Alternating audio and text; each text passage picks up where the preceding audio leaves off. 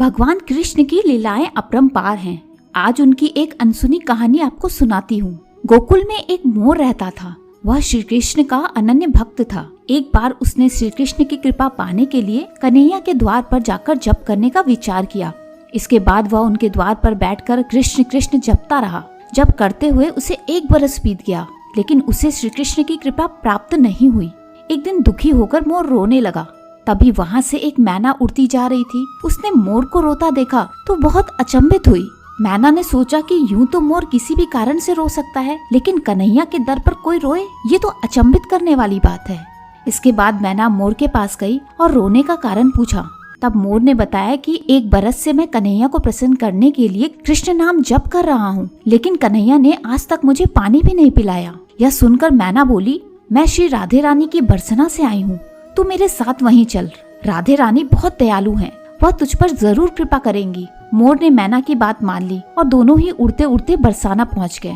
लेकिन मोर ने राधा रानी के दर पर भी कृष्ण नाम का ही जप किया। यह सुनते ही श्री राधे दौड़ती हुई आई और मोर को गले से लगा लिया।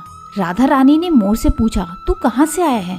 तब मोर ने कहा कि जय हो राधा रानी की, आज तक सुना था कि तुम करुणामयी हो और आज देख भी लिया। राधा रानी बोली, वह कैसे? तब मोर बोला, मैं पिछले 1 बरस कन्हैया के द्वार पर कृष्ण नाम जप कर रहा हूँ, लेकिन पानी पिलाना तो दूर, उन्होंने तो मेरी तरफ देखा तक नहीं। तब राधा जी ने कहा, मेरे कान्हा ऐसे निर्मोही नहीं है।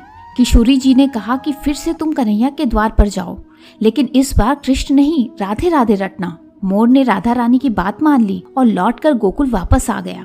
फिर भी कृष्ण के द्वार पर पहुंचा और इस बार राधे राधे रटने लगा।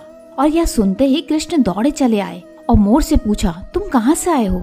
तब मोर ने कहा, माधव 1 बरस से तुम्हारा नाम संकीर्तन कर रहा था, तब तो तुमने मुझे पानी तक नहीं पिलाया।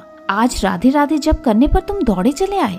मोर की बात सुनकर कृष्ण जी बोले, मैंने तुझको कभी पानी नहीं पिलाया, यह मैंने पाप किया है, लेकिन तूने राधा का नाम लिया, यह तेरा सौभाग्य है। इसलिए मैं तुझको वरदान देता हूँ कि जब तक यह सृष्टि रहेगी, तेरा पंख सदैव ही मेरे शीश पर विराजमान होगा। साथ ही जो भी भक्त किशोरी जी का नाम लेगा, वह भी मेरे शीश पर रहेगा।